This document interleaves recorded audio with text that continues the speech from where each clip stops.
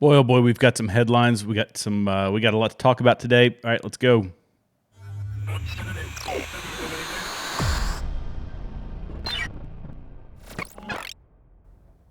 Okay, welcome back to Continue Freedom. If this is your first time here, be sure to like, subscribe, leave comments, all that good stuff. Again, remember, if you haven't seen any of my stuff before, you can go back and see a whole library of content back on Rumble and on Locals. You can go to those channels and those platforms. What am I trying to say? Platforms. And you can subscribe there. I've got a couple years worth of content, not a ton of videos, but this is my chance to turn over a new leaf and regularly post content as I should have been doing for the past 3 years. But here we are today. We're gonna hit some headlines. Oh boy, there's all kinds of madness going on, and I'm going to share it with you all so that you can take part in the insanity with me. How about that? This is Misery Loves Company, and so I'm going to bring you all along and come enjoy the misery with me. All right, so the judge in the Trump fraud trial expands the gag order to Trump's attorneys. So now not only can Donald Trump not talk about it, but the attorneys can't talk about it. You know, this guy, if you didn't see the video, just the camera's rolling in and he's smiling and shrugging his shoulders as if this was no big deal. He's loving this. He's loving this because they're going to be putting him on CNN. And by the way, I'm bringing all this to you from CNN for a very specific reason. I think it's good to know what I guess you could call it the opposition is saying, but you gotta hear the way that they word this stuff. It's so crafty. But anyway, so this judge overseeing Donald Trump's civil fraud trial has expanded a gag order in the trial to extend to Trump's attorneys after continued lengthy discussions about the judge's communications with his law clerk during court this week. So in a written order Friday, Judge Arthur Engoron prohibited Trump's attorneys from making any further comments about confidential communications between the judge and his staff inside or outside of the courtroom. And this is a quote from him, or something that he wrote.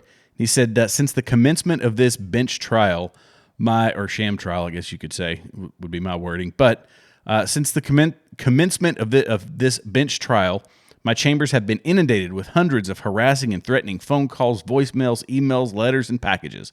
The First Amendment right of defendants and their attorneys to comment on my staff is far and away outweighed by the need to protect them from threats and physical harm.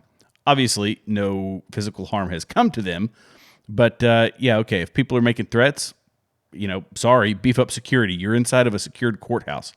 You are probably, by the Democrats, the most celebrated judge on the face of the planet. I'm sure you could get a little bit of security. And do you think that's any different than the security needs of any pick your conservative out there? Because you know who hasn't shown a propensity for violence? Conservatives. You know who has?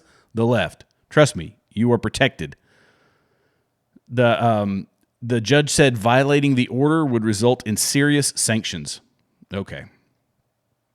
During the first week of the trial, Engoron enforced a gag order barring parties from speaking about his staff in response to a social media post from Trump attacking Engoron's clerk and showing a picture of her with Senate Majority Leader Chuck Schumer, a New York Democrat. So if you haven't seen the photo, Trump called this Chuck Schumer's girlfriend, is what he said. And it's a very tongue-in-cheek way of saying it, but it's showing the bias that's going on inside of this courthouse. And we know that this is a political prosecution. This is Banana Republic, third world nonsense, and they're dragging this guy through it. How he has been able to handle it at his age, in his 70s, and still be just, dude's a powerhouse. I'll give him that. And if you all don't know my history with Donald Trump, is that I didn't vote for him the first time. I was I was certain that he was going to be a horrific president. I was sure that he was going to be just a New York Democrat. And in some ways he has been, but a New York Democrat is, an old school New York Democrat is basically like a Republican today.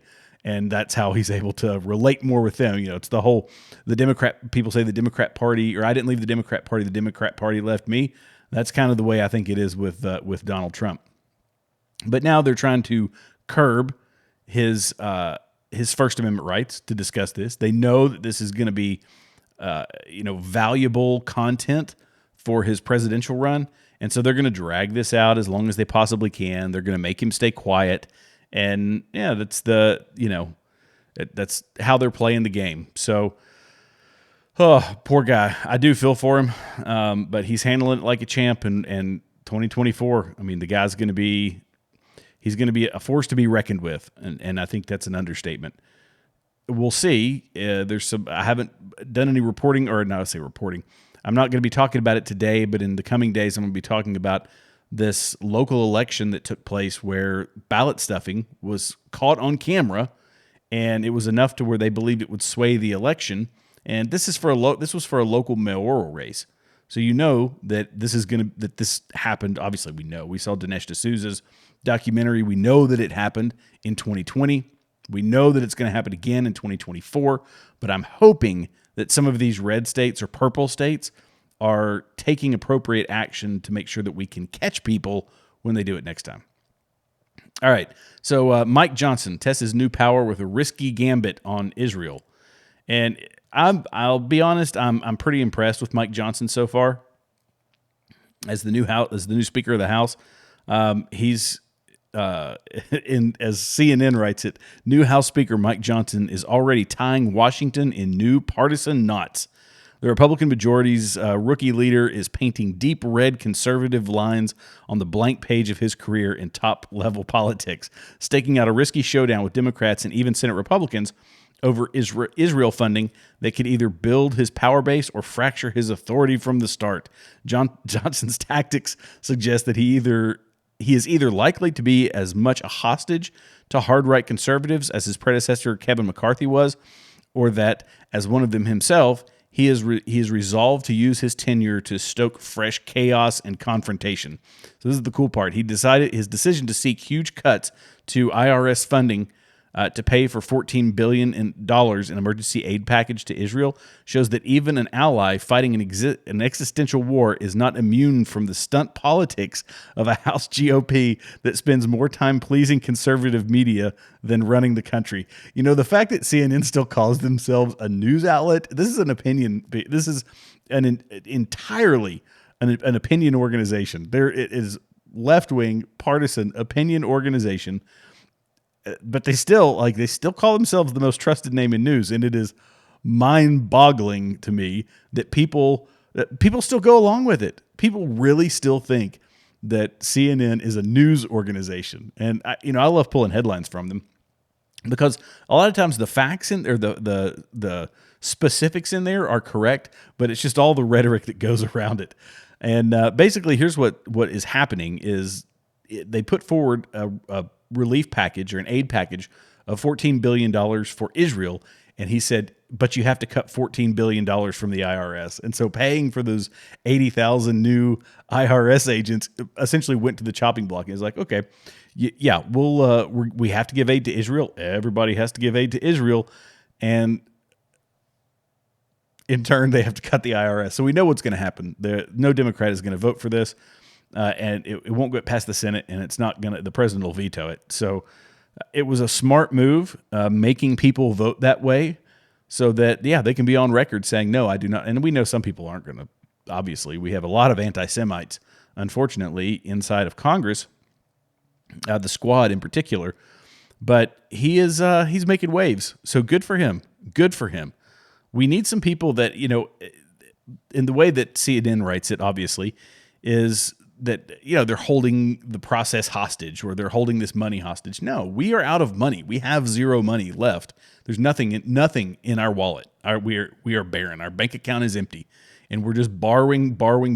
I equated it to trust fund kids. We are the trust fund kids, is what we are, and our parents made all this money and had all these resources, and we don't know how they got it. We aren't generating anything because we're useless individuals, and we just spend it. We're just spending. blindly. And now we're running up the credit card debt. So we've blown through all the money, and all we've got left is the beach house, and we've got the plane and the cars, but we're going to have to start selling that before long in order to pay off our debt. I mean, we are just trust fund kids, and it's kind of infuriating. I hate seeing that happen to my country, and I really hate it for future generations, but this is where we are. So this should become normal, right? If you want to send aid to somebody, you're going to have to cut it from somewhere out of the budget because there is nothing else to spend. And it also infuriates me because we've already spent, hundreds of billions of dollars in the Ukraine, and money that we don't have. We've borrowed hundreds of billions of dollars to send to Ukraine, and the war in Ukraine was unnecessary for us to give any aid to it. The only people that it benefited are the people that get political donations from Raytheon and General Dynamics and all those folks. I mean, it was unnecessary. So we expended all that money, and now when we actually need to send some money to a country that is in need, Israel, we can't. But I think that all across the board, it's all going to have to be this way. Yeah, that's fine. We can absolutely send aid, but it's got to come from somewhere. So you better start tightening the purse strings. Oh, wow. Okay, so in other great news here, FBI the investigation of New York City Mayor Eric Adams' fundraiser centers on illegal contributions from foreign nationals. This is fantastic. So an FBI raid at the home of New York City Mayor Eric Adams' chief fundraiser Thursday morning is said to be part of an investigation to determine whether Adams' 2021 mayoral campaign conspired with a Brooklyn-based construction company to funnel foreign money into the campaign coffers. Multiple law enforcement officials told CNN. And law enforcement officials who were familiar with the search warrants told CNN the investigators are seeking evidence that foreign nationals who were barred from making contributions may have bundled donations by going into New York's Turkish-American communities and getting U.S. citizens of Turkish origin to act as straw contributors. You see, I talked about this in the last recording that I did. This dirty money in politics is driving me nuts. Like we have to weed this out. This has to be taken out of politics. I would love nothing more than to go back to the days of, like George Washington, right? George Washington didn't want to come to Philadelphia. Like, he didn't want to become the president, but he was he wanted to stay and work his job. He wanted to, stay on his farm, and he wanted to brew his booze, and he wanted to make some money and live the quiet life, so to speak. And yet he did it out of service, not to get rich. In fact, he lost money, but he did it out of service. And Donald Trump I'm not comparing him to Washington, but Donald Trump, when you look at all the presidents, there was a guy it was on Instagram Reels, and he went through, and I went back and verified it, but the net worth of presidents for the past 40 years or so, 40 or 50 years, I forget it. It might have been, no, it was longer than that, because I think they went back to Eisenhower. I forget how far back they went, but either way, presidents have in recent years have built their wealth while in office. That is not supposed to happen, and there's only one. And I want to say it was since Eisenhower, but there's only been one who has lost since then. Only one, and that's Donald Trump. Donald Trump's net worth dropped when he was in office. Everybody else became wealthy or exponentially more wealthy than they were when they came into office. It's not the way it's supposed to work, people. That is not the way our republic is supposed to function. It's not. And corrupt people like this, it's anything to get into power. Anything to get into power. Anything to get into office. So, I don't feel bad about him being raided, because it's warranted. And this is the thing. People say, well, you get mad when Donald Trump is raided, but you laugh when Eric Adams is raided, or you applaud when Eric Adams. Yeah, we're talking about actual criminal content or conduct, like actual criminal conduct.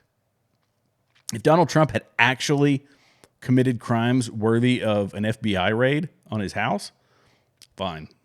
But he hadn't. He wasn't. And this is political grandstanding. It's political prosecution is what it is. So let's go to the next one, Mike Pence. So Pence joins Republicans eviscerated by contradicting Trump's election lies.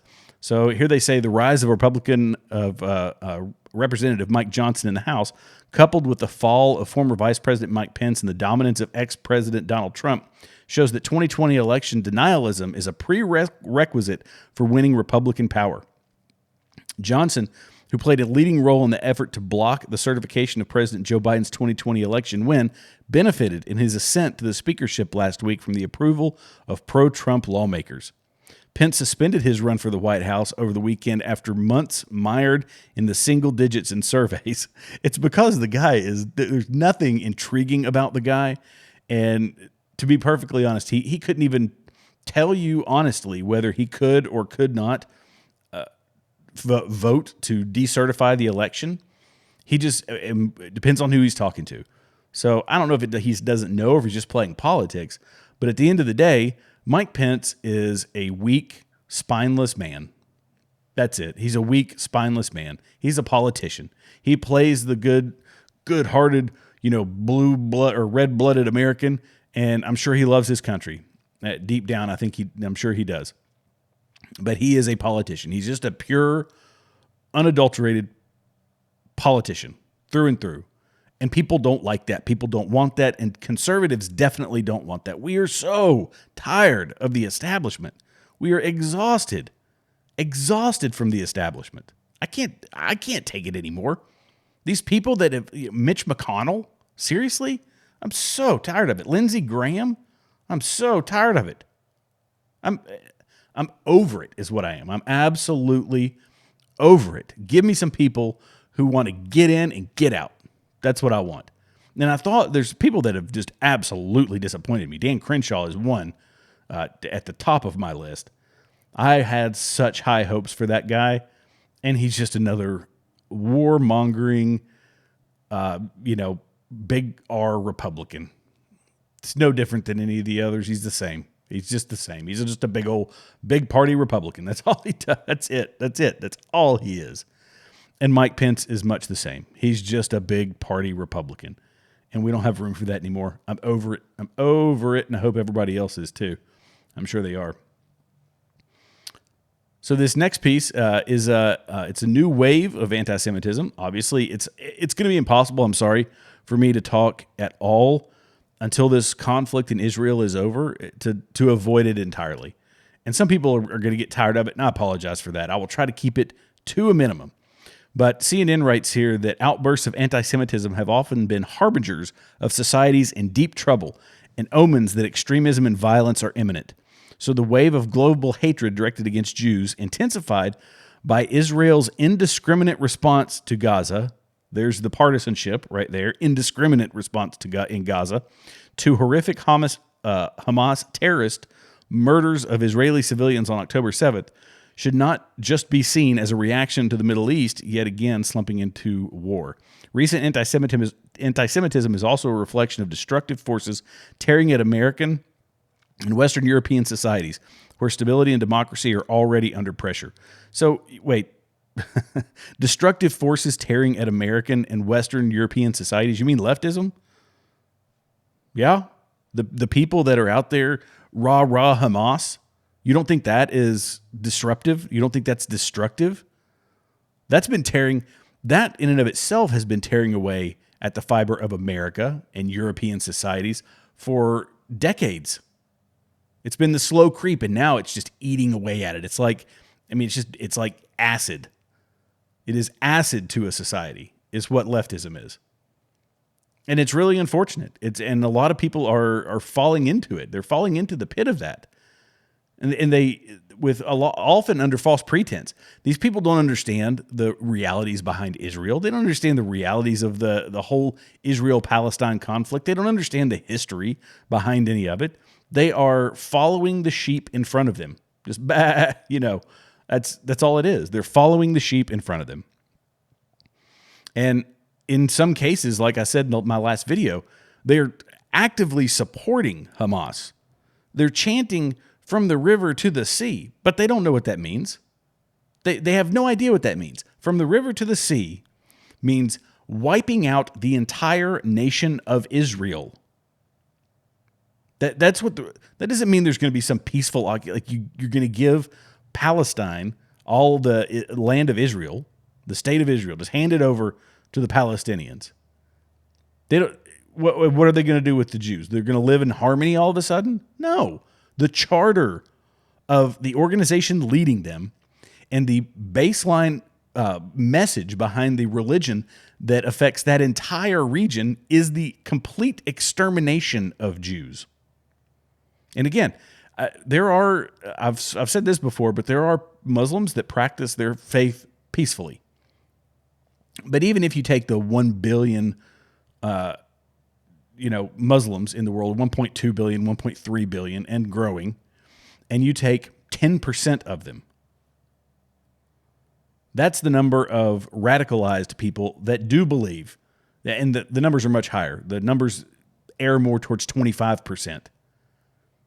So let's say there's a billion, 25%. You're talking about 250 million people that want to literally wipe Israel off the face of the earth.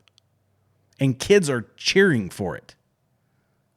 Kids in America are literally cheering for it. Like they can't know. They can't understand. They're so misled. And they're misled because they read garbage like CNN.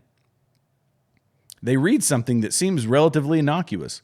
Oh, no, there's a new wave of anti-Semitism. Oh, yeah, from the anti-Semitics, right, which are the youth out at all these marches, these pro-Hamas and pro-Palestinian marches. They're the ones that are, banging on the doors, and Jewish kids are having to hide in closets and all of that stuff. But the article seems innocuous, but they throw in that language. Like this indiscriminate attack. Israel is not making indiscriminate attacks. Sorry, they're not. Israel is, I've said it before and I will say it again. And if that changes, if that day comes, I will most certainly call it out. But Israel has been fighting the most moral war of any nation in the history of the world. No nation sends leaflets and text messages and phone calls and loudspeaker announcements to the people they're about to bomb saying, get out because we're about to bomb you. Nobody does that. But Israel does. Israel does. Hoi, hoi, hoi, hoi, hoi. So a couple of things that I wanted to show you also. I said in my last video, we don't know. Here, let me go. I'm going to segue from that into... we're going to look at the response here. How did they responded? Them being the current party in power when it's Ukraine versus Israel and the attacks. Let's listen to this. It's difficult to look at the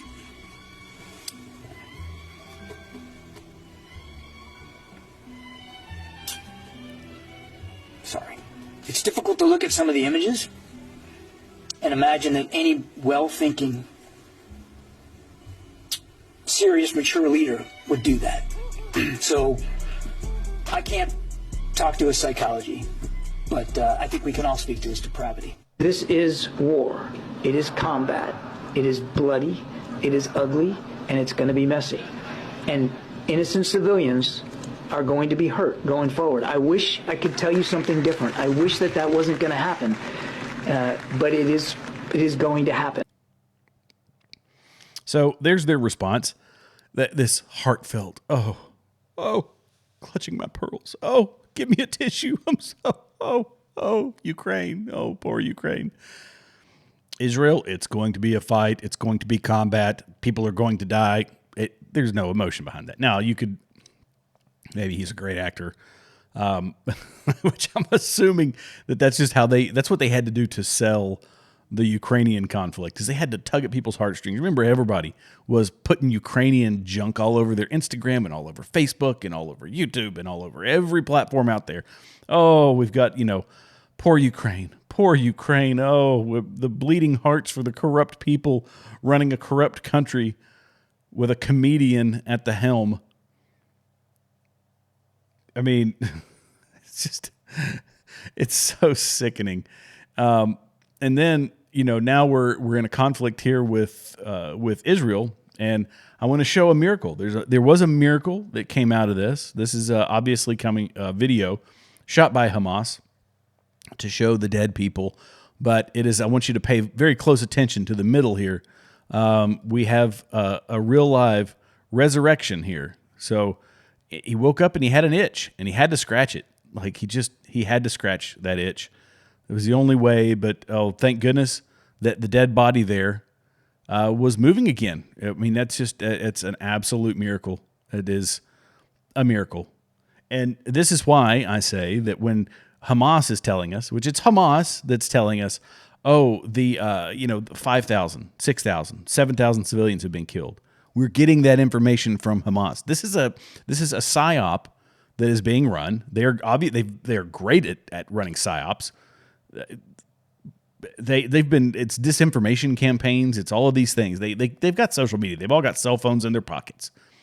Media devices in their pockets. And they are recording whatever they have to do. And they've got an entire population, millions of people willing to go along with it. And they will applaud them and let them stage something like that to show casualties that never took place. And it's just going to play over and over and over again on social media. And every misguided youth is going to retweet it. They're going to share it on their social media and try to further the Palestinian movement. The Palestinian movement, which calls for the extermination of an entire nation of people. But these are the dishonest. This is how dishonest the people are that we are dealing with. These are not moral people. These are not good people. These are savage people who have or showed their willingness to kill 1,500 women, children, burn them, mutilate them, tear them to pieces, dismember them. I mean, this is hateful stuff. They've shown the limits of their depravity, and they have no limits to their depravity. But these kids still want to support them. I pray for them. I pray for them. These misguided youths. Wow. Okay. Well, there you go. Those are the headlines I wanted to cover today. Be sure you go to all my channels, Locals, Rumble. Check me out. Watch the other videos that I've got on Rumble. I've got some really great stuff over there. I promise you'll like it. Thanks so much for watching. Like, subscribe, give me a comment below. Let me know what you think, and we'll talk to you next time.